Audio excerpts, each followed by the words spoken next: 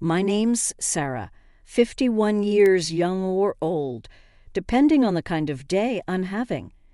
If you're expecting a tale of whimsy or a life that's been anything but ordinary, you might as well grab a seat because it's been one heck of a ride. Let's start with the heart of my world. Emily, my girl, my everything.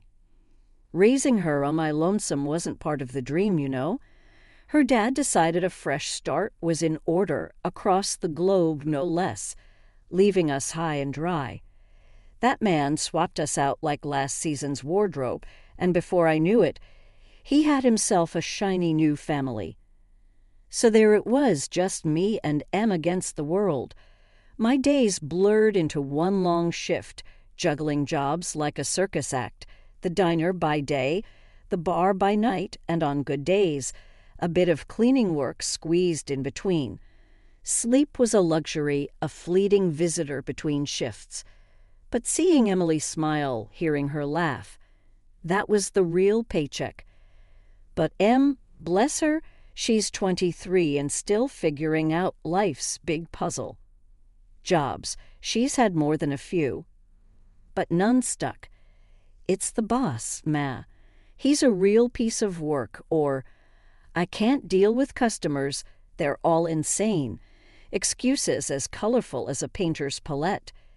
Each job ended with her back on our couch, phone in one hand, remote in the other. And me? I just couldn't stay mad at her. It's all right, Em.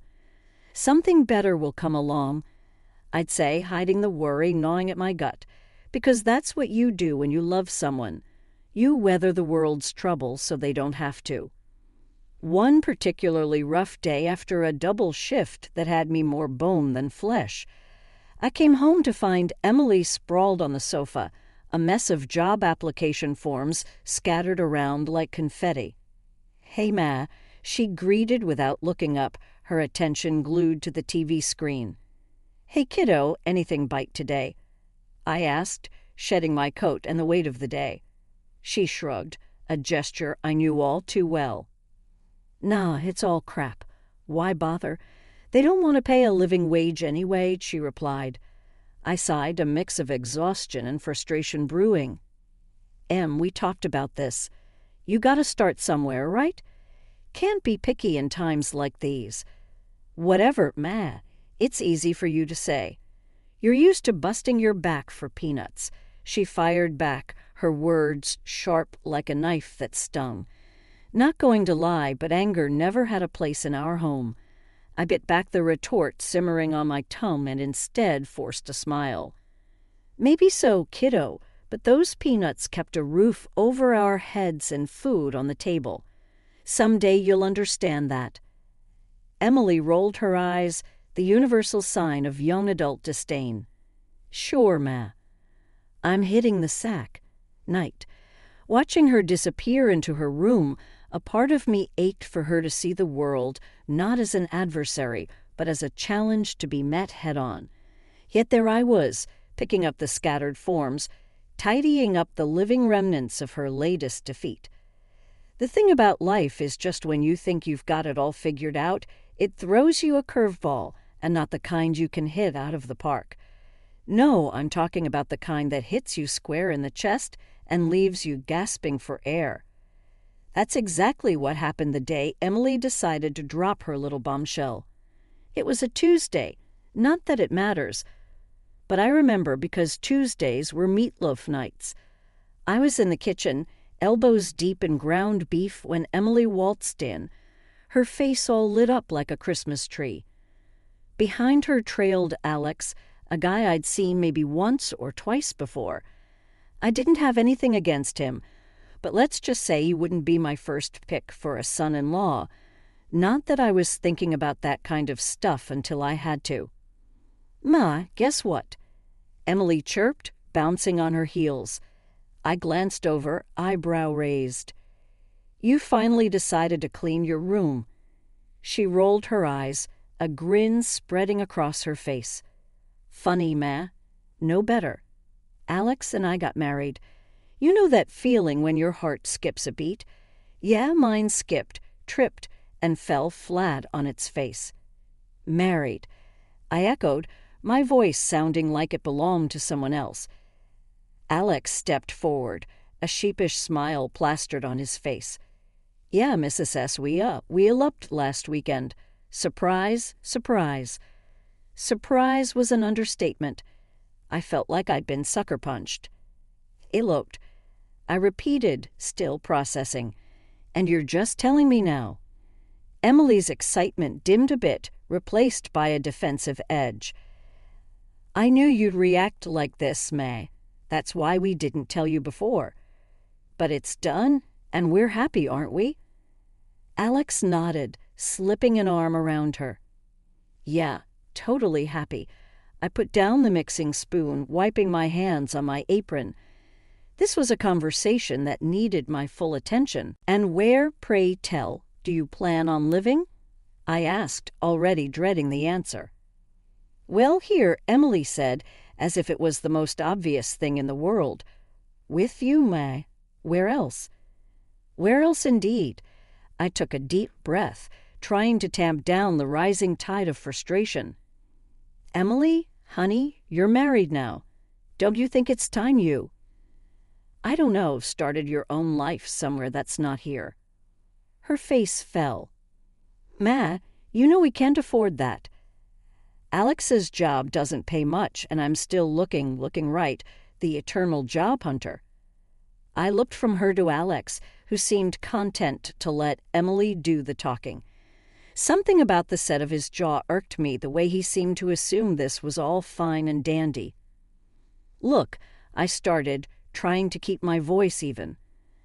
I love you, Emily, you know I do. But this isn't what I wanted for you, for either of us. Emily's response was swift and sharp. What, May? You didn't want me to be happy. Is that it? No, of course not, I countered, feeling the conversation slip away from me. I thought you'd want more, that you'd strive for more. More what, May? More work, more nights alone. Thanks, but I'll pass on that. The conversation spiraled from there, each word more heated than the last. Alex tried to chime in, but he might as well have been a fly buzzing around a hurricane. This was between me and my daughter, and it was clear neither of us was going to budge. In the end, we called a truce, but the air remained thick with unsaid things. Alex moved in the next day, his belongings taking up space in a home that suddenly felt too small. I retreated into myself, wondering where I'd gone wrong, how my little girl had grown so far from the dreams I'd had for her. The day I found out about the cancer was the day my world flipped on its head. I'd been feeling off for a while, but cancer, that word felt like a freight train hitting me at full speed. The doctor was gentle about it, but the words still stung. It's treatable, he said, but you'll need to focus on your health, maybe even take some time off work. Work, my lifeline, the thing that kept us afloat all these years, and now I was being told to step back from it.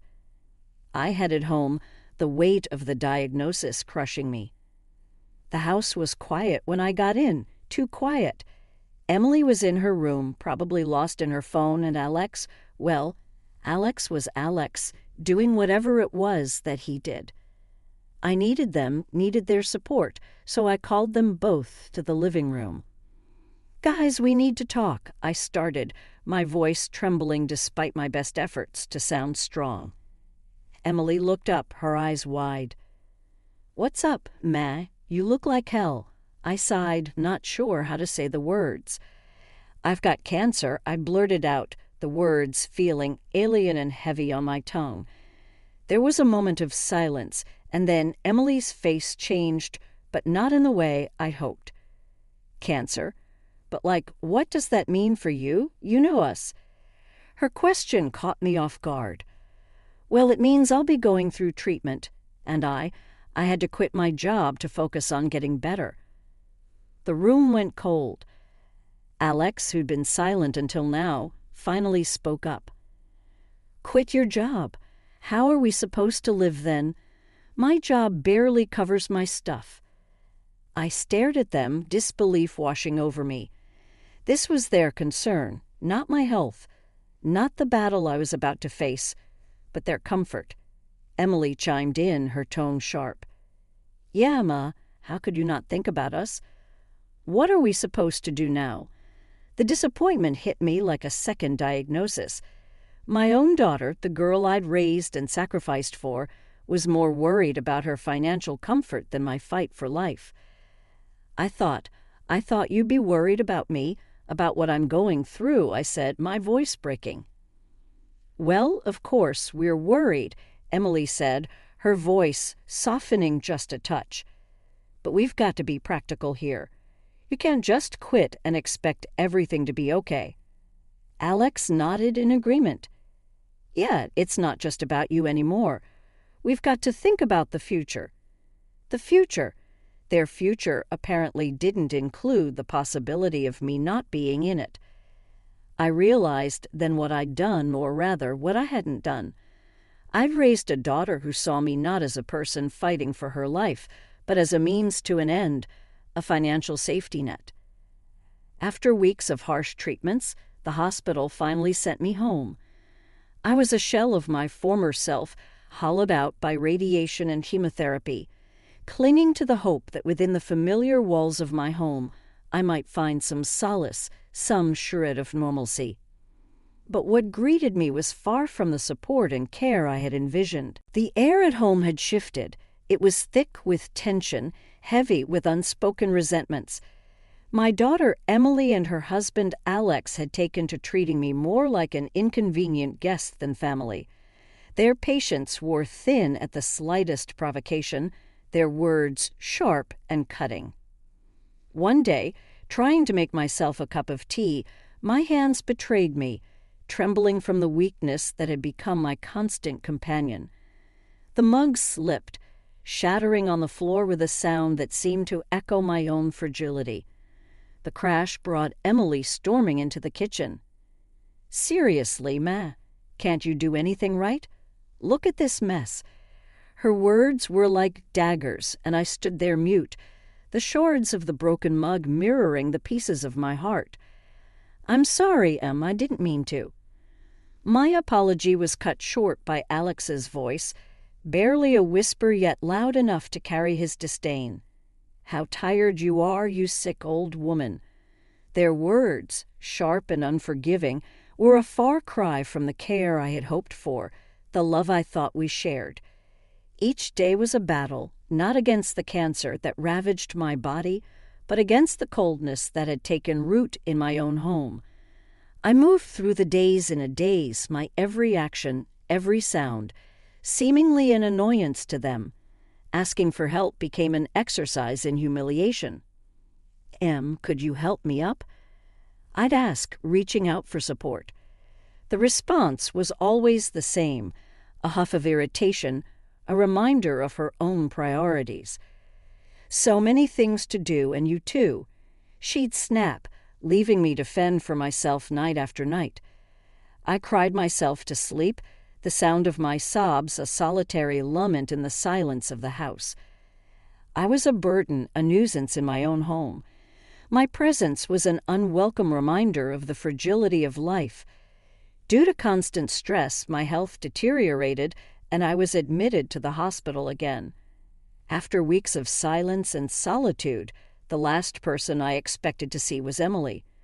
Her visits had become as rare as a cool breeze in a heat wave, and yet there she was, standing at the foot of my hospital bed, looking every bit as uncomfortable as I felt. "Hey, Ma," she started, avoiding my gaze. "How you feeling?" The casualness of her question, as if she'd been by my side all along, stung. "Been better," I replied, my voice raspy from disuse. "What brings you here, Em?" "Finally decided to check on your old mother?" She fidgeted, looking anywhere but at me. "Yeah, well, there's something we need to talk about. It's about the house." The house. My sanctuary, the only legacy my grandmother left me, and our only real home. A lump formed in my throat. "What about it, Emily?" Finally, she met my gaze, her eyes hard. "Alex and we've been talking, and we think it's best if you—" You know, transfer the house to us legally. I mean, I couldn't believe what I was hearing. Transfer the house to you and Alex? Why on earth would I do that? She crossed her arms, her discomfort replaced by defiance. Because, Ma, it's practical. Alex is sick of living there like he's some sort of freeloader. We want to own it, make it ours. It's not like you're going to be around forever anyway. Her words felt like a slap, the audacity, the sheer insensitivity.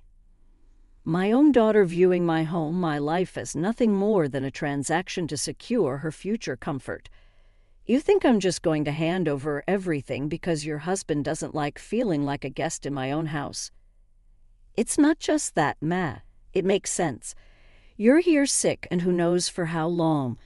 We're thinking about the future. The future, I echoed, incredulous. And what about my future, Emily?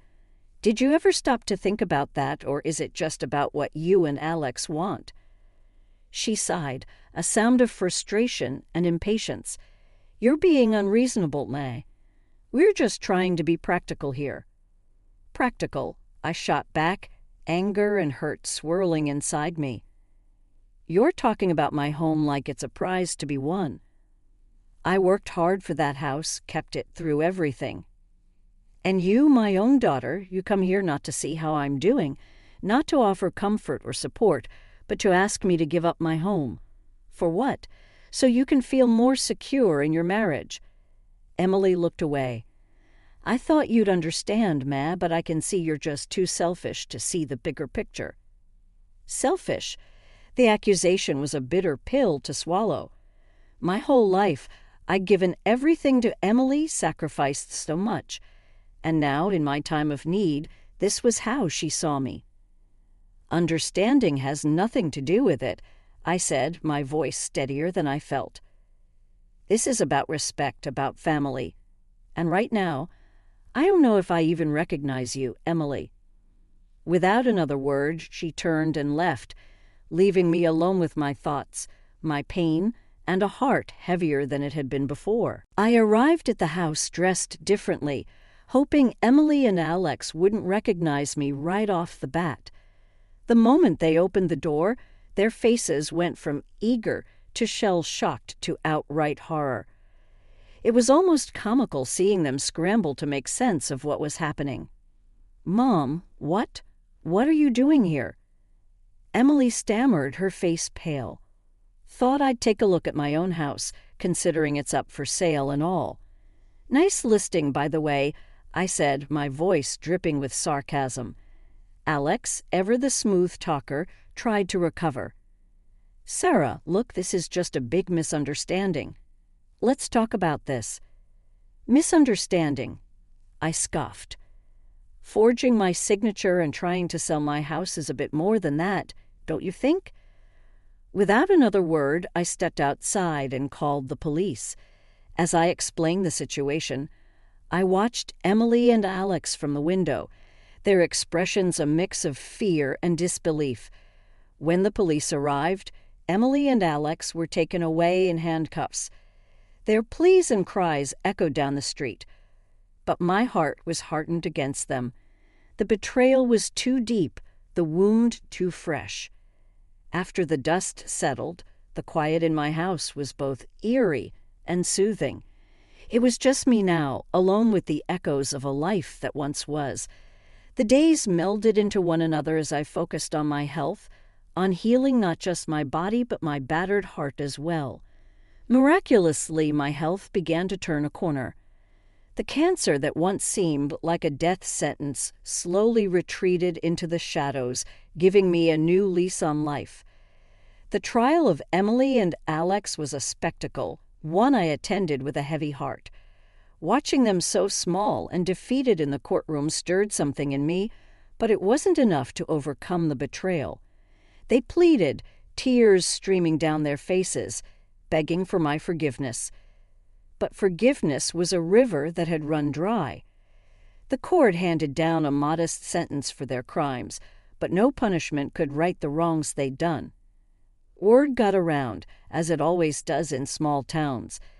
Some folks shook their heads, asking at my hard-heartedness, unable to understand how I could turn my back on my own flesh and blood. But most knew the pain of betrayal, and they stood by me, offering nods of understanding and silent support. It's funny, really, how something so earth-shattering can shift your perspective. I used to care so much about what people thought about being the perfect mother, the perfect neighbor. But life has a way of teaching you that perfection is a facade and approval is a fickle friend. One afternoon, as I sat on my porch, basking in the solitude, Jan stopped by, her presence a welcome break in the monotony. "Sarah, you're looking better every day," she said, taking the seat beside me. I smiled, a genuine smile that reached deep into my weary soul, feeling it too. "It's funny how peace can heal you in ways medicine can't," Janice nodded, her gaze thoughtful. "Not everyone agrees with your choices, you know, but I think you're one of the bravest people I know." I let out a chuckle, a sound tinged with sadness and wisdom born of pain. Brave? No, I wouldn't say that. Just tired. Tired of bending until I break. Now I'm just living for me, and if that's brave, then so be it. Janice squeezed my hand, a silent show of solidarity. "Living for yourself is all any of us can do, Sarah. And for what it's worth, I think you're doing a damn fine job at it." As she left, her words lingered in the air like a benediction. I turned my face to the sky, letting the warmth of the sun seep into my bones. For the first time in a long time, I felt a spark of something like hope, like joy. So I live. I live for the quiet mornings and the peaceful nights. I live for the friends who stood by me and for the strength I found in solitude. I live with the knowledge that not everyone will understand my journey, and that's okay because at the end of the day, it's my